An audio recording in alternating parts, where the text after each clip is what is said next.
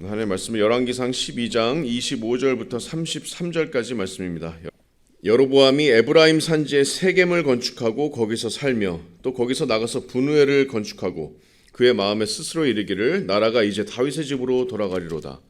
만일 이 백성이 예루살렘에 있는 여호와의 성전에 제사를 드리고자 하여 올라가면 이 백성의 마음이 유다 왕 된 그들의 주 르호보암에게로 돌아가서 나를 죽이고 유다의 왕 르호보암에게로 돌아가리로다 하고, 이에 계획하고 두 금송아지를 만들고 무리에게 말하기를 너희가 다시는 예루살렘에 올라갈 것이 없도다. 이스라엘아, 이는 너희를 애굽 땅에서 인도하여 올린 너희의 신들이라 하고, 하나는 베델에 두고 하나는 단에 둔지라.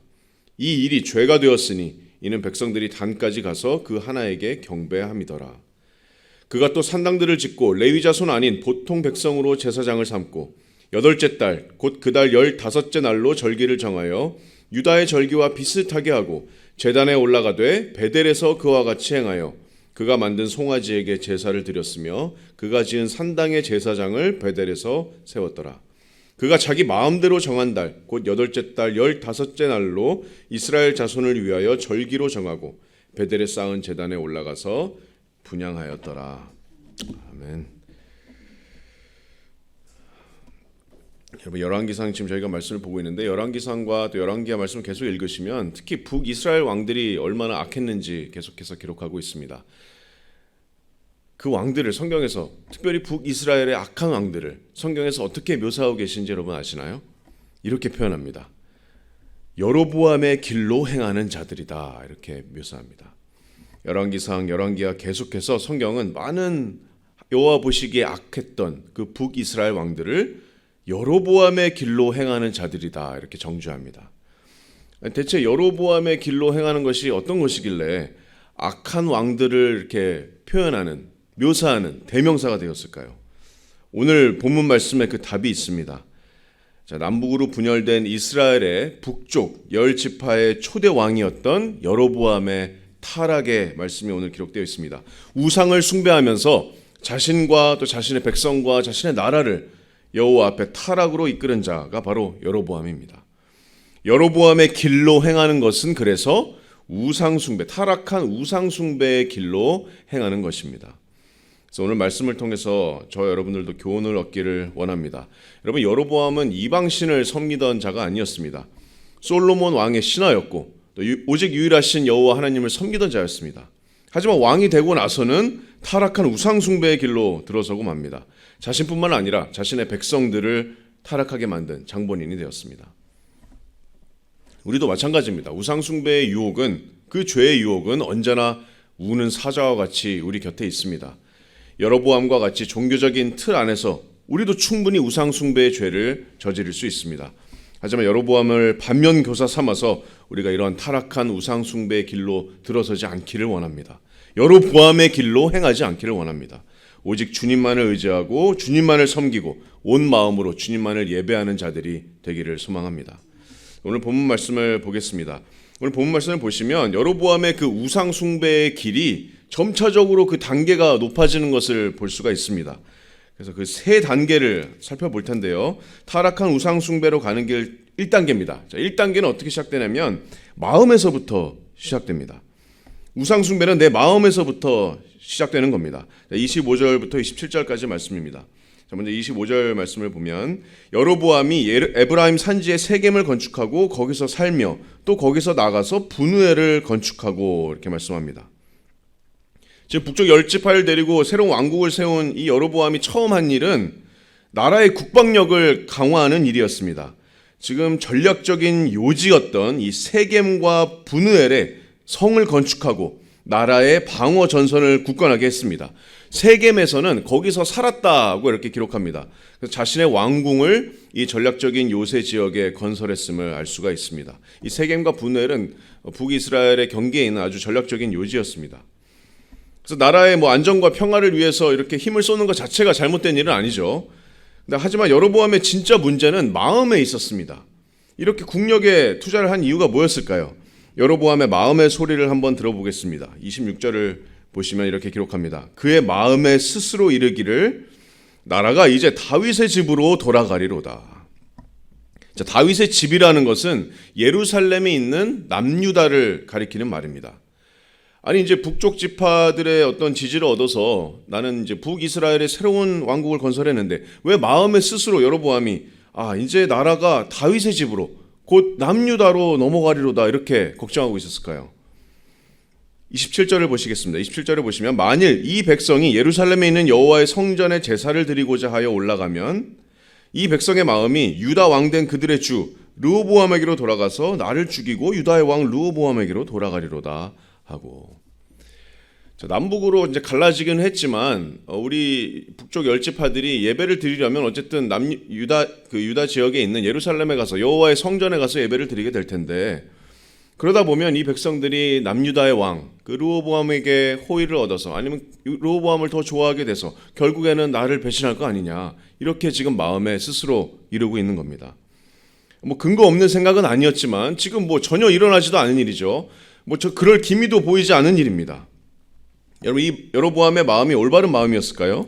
아니, 문제가 있었다면 어떤 문제가 있었을까요? 여로보암은 지금 두려워하고 있습니다. 무서워하고 있습니다. 지레 겁먹고 백성들이 예루살렘의 성전에 가서 예배하다가 르호보암을 따르면 어떡하나, 그래서 나를 배신하고 나를 죽이면 어떡하나, 무서웠습니다. 그 두려움의 근본적인 문제가 뭘까요? 그 두려움의 근본적인 이유는 바로 여로보암이 하나님의 말씀을 신뢰하지 못하기 때문에 오는 두려움이었습니다. 여러분, 여로보암은 왕이 되고 나서 두려워하지 말아야 할 이유가 충분히 있었습니다. 두려워해서는 안 됐습니다. 왜냐하면 전지전능하신 하나님께서 이미 여로보암에게 하신 말씀이 있었기 때문입니다.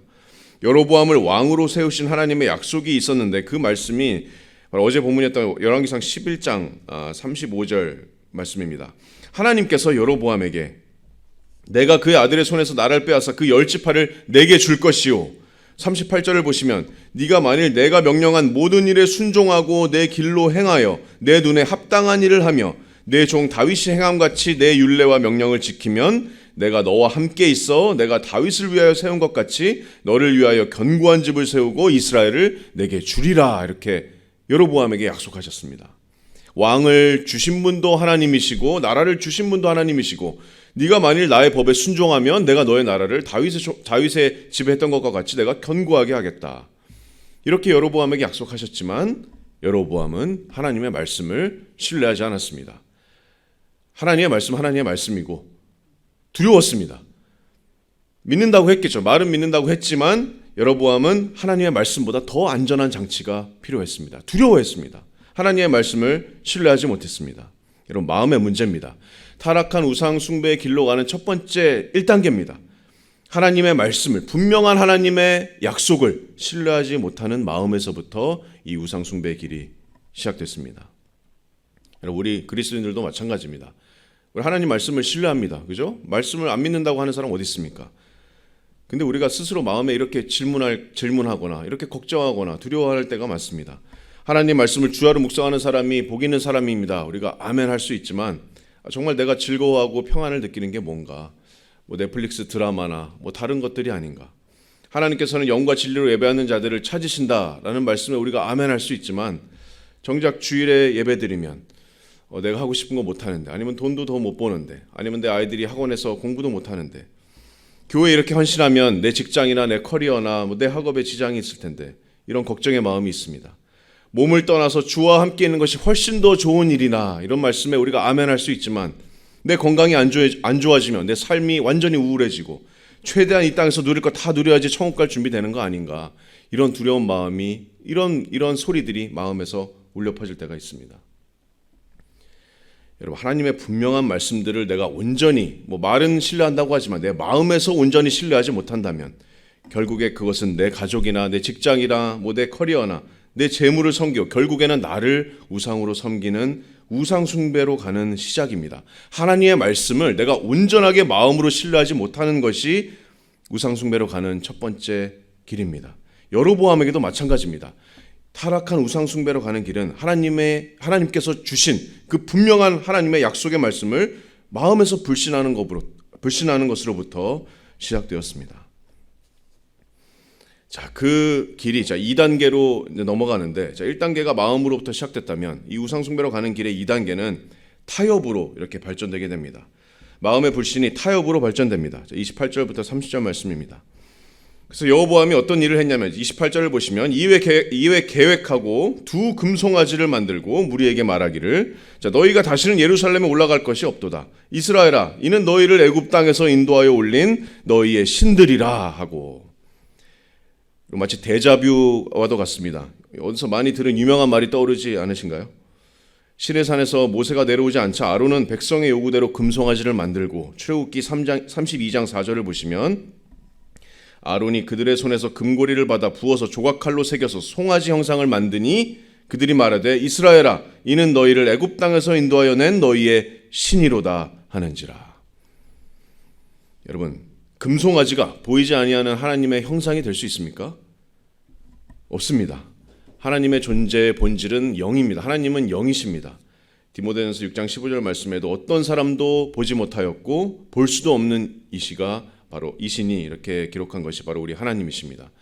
이 땅의 어떤 위대한 형상도 모든 곳에 충만하신 영이신 하나님을 담을 수도 없고 하나님의 모형도 될 수 없습니다. 그렇기 때문에 하나님께서는 우상의 형상을 만드는 것을 강력하게 금하신 것입니다. 이 땅의 어떤 하찮은 것들도 하나님을 형상화하는 행위는 영이신 하나님께 가증스럽고 모욕스러운 행위입니다. 모욕적인 행위입니다. 그래서 아론이 금송아지도 마찬가지고 여기서 여로보암이 만들었던 금송아지도 마찬가지입니다. 여로보암은 분명히 그것을 알고서도 스스로 타협하기에 이르릅니다. 구실은 좋습니다. 목적은 좋아요. 28절을 보시면 너희가 이제는 다시는 예루살렘에 올라가는 수고를 안 해도 된다. 성전에 가지 않아도 된다. 내가 여기 지금 금송아지 2개를 만들어서 29절을 보시면 하나는 베델에 두고 하나는 단에 둔지라 이렇게 말씀합니다. 베델과 단은 아주 상징적인 장소입니다. 베델에서는 야곱이 꿈에서 이렇게 사다리를 본 그런 아주 유명한 곳이고, 단이라는 지역도 사사시대 때 예배가 이루어졌던 곳입니다. 이렇게 조상들에게 특별한 이 두 곳에 내가 금송아지를 각각 둘 테니까 예루살렘에 가지 말고 거기서 예배해라.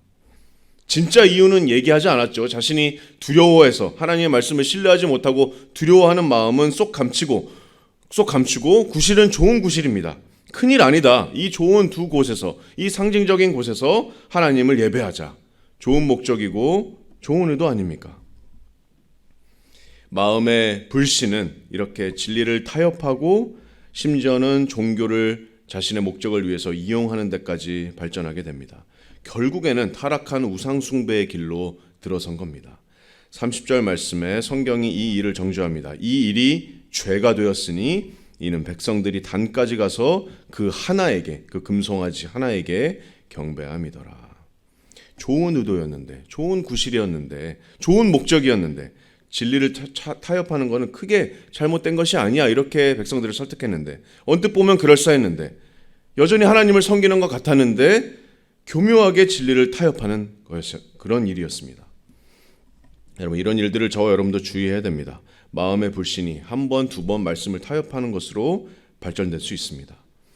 믿지 않는 자와 멍에를 함께 매지 말라 이렇게 말했지만, 좋은 목적이면 좋은 게 좋은 거 아닌가? 다른 종교 사람들이랑 교제하고 같이 사역하는 게 어때? 좋은 일 하는 건데. 믿지 않는 사람이랑 결혼하는 게 어때? 결혼해서 내가 전도하면 되지. 하나님보다는 사람과의 관계를 숭배합니다. 그래서 진리를 타협하게 이르릅니다. 종교를 이용하기도 합니다. 내가 외로우니까 교회에 나오고, 또 교회들이 대형 교회가 되면서 많은 사역자들이나 목사님들도 마찬가지입니다. 자신의 명예나 욕망을 위해서 종교를 이용하고 교회를 이용하고 진리를 타협합니다. 섬기는 자가 되어야 되는데 섬김을 받는 것에만 익숙하고 자신의 욕망을 위해서 성도들을 조종하고 이용하는 일들이 비일비재합니다. 또 성경 말씀이면 하나님의 사람으로 온전하게 해서 모든 선한 일을 행할 능력을 갖추기에 충분한데, 말씀 외에 정말 다른 여러 가지 세상적인 프로그램들로 사람들을 세우려고 합니다. 말씀 힘을 믿지 못하고 진리와 타협하는 겁니다. 정말 내가 주님과의 교제가 있는지, 정말 주님을 내가 사랑하는지, 정말 말씀과 기도로 주님과 함께 동행하는지, 아니면 내 욕망이 아니라 정말 하나님의 말씀에 나의 뜻을 순복하고 순종하기로 정말 헌신하는지, 이런 것이 전혀 없습니다. 여로보암도 마찬가지입니다. 여로보암도 없었습니다. 여로보암은 알면서도 금송아지를 만들었고 단지 이 종교를 이용해서 자신의 위치나 자신의 나라나 자신의 두려움을 지우려고 했습니다. 하나님과의 진정한 교제나 동행, 이런 거 없었습니다. 나를 섬기고 나의 야망을 섬기는 타락한 우상 숭배로 가는 2단계 길이었습니다. 자, 마음의 불신으로 시작돼서 질을 타협하기에 이르르고, 자, 마지막 3단계는 완전히 타락한 우상 숭배 절정입니다. 자, 스스로 만든 모든 것을 스스로 만든 거짓 예배로 변질됩니다. 자신이 만든 우상을 섬기는 거짓 종교로 변질되는 겁니다.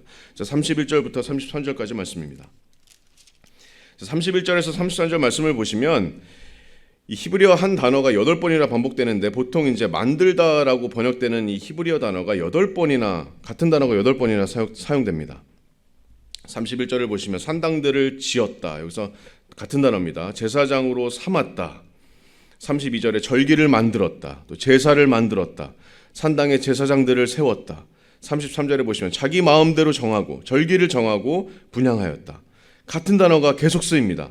자, 이 만들다라는 동사가 강조하는 것은 33절 말씀처럼 그가 지금 자기 마음대로 만든 거짓 예배와 거짓 종교를 강조하는 것 같습니다. 여러분, 지금 여로보암이 만든 것은 하나님께서 정하신 모든 것과 반대되는 겁니다. 하나님께서는 레위 사람만을 제사장으로 만들라고 정하셨지만 31절을 보시면 어떻습니까? 레위 자손이 아닌 보통 백성을 제사장으로 삼았습니다. 또 하나님께서는 7째 달을 지켜야 할 절기로 지정하셨지만 32절을 보시면 여로보암은 8째 달, 곧 그 달 15째 날로 절기를 정했습니다. 유다의 절기와 비슷하지만 달랐습니다. 하나님께서 말씀하신 것과 달랐습니다. 또 32절을 보시면 성전이 아니라 베델에서 제사를 지내게 하고 송아지에게 제사를 드리게 합니다. 산당에 세운 자신이 만든 제사장을 세우게 됩니다. 이 모습이 어떤 모습입니까? 지금 완전히 다른 종교입니다. 완전히 다른 종교, 거짓 예배, 하나님께서 명령하신 것과 완전히 다른 것들을 자기 스스로 다 만들었습니다. 거짓 예배의 탄생입니다. 거짓 종교의 탄생입니다. 우상 숭배의 탄생입니다. 타락한 우상 숭배의 길의 절정입니다. 스스로 자기가 만든, 자기 마음대로 만든 새로운 종교이고 새로운 예배입니다. 우리 주위에도 이단들이 이렇게 완전히 잘못된 길로 가는 정말 타락한 우상 숭배의 절정인 모습들도 많지만, 그렇지 않더라도 여전히 스스로 만든 어떤 예배나 종교를 섬기는 사람들이 여전히 있습니다.